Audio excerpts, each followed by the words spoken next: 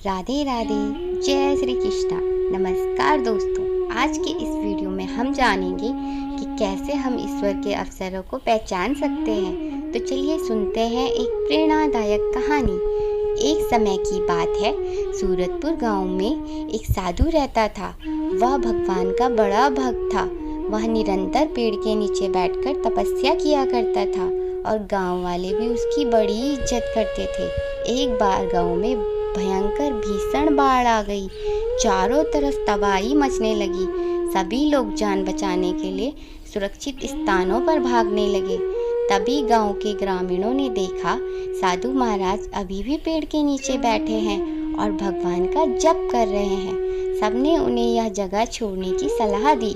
साधु जी बोले, तुम अपनी जान बचाओ, मुझे मेरे कान्हा बचा लेंगे। धीरे धीरे पानी का स्तर और बढ़ने लगा। अब साधु की कमर तक पानी जा पहुंचा। इतने में वहां से एक नाविक गुजरा। नाविक बोला, हे साधु महाराज, आप इस नाव पर सवार हो जाओ, मैं आपको सुरक्षित स्थान पर पहुंचा दूंगा। साधु बोले, मुझे मदद की आवश्यकता नहीं है, तुम यहाँ से जाओ नाविक, मुझे तो मेरे भगवान बचा लेंगे। नाव वाला उनको लिए बिना ही वहां से चला गया।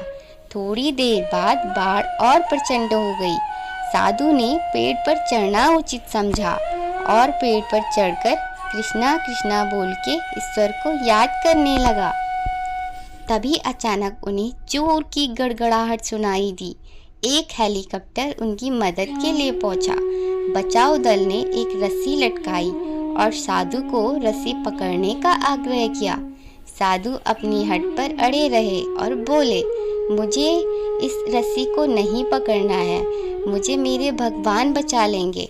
उनकी हट के कारण बचाव दल को भी उन्हें लिए बिना ही वहां से वापस लौटना पड़ा। कुछ देर बाद पेड़ पानी की धारा में बह गया और साधु जी की मृत्यु हो गई।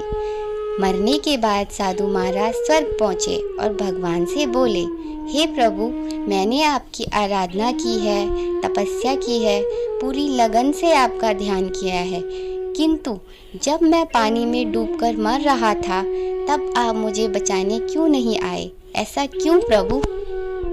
भगवान बोले, हे साधु महात्मा, मैं तुम्हारी रक्षा करने के लिए एक बार नहीं बल्कि 3 बार आया था। पहला ग्रामीणों के रूप में, दूसरा नाविक के रूप में और तीसरा बचाव दल के रूप में, किंतु तुम मेरे इन अवसरों को नहीं पहचान पाए।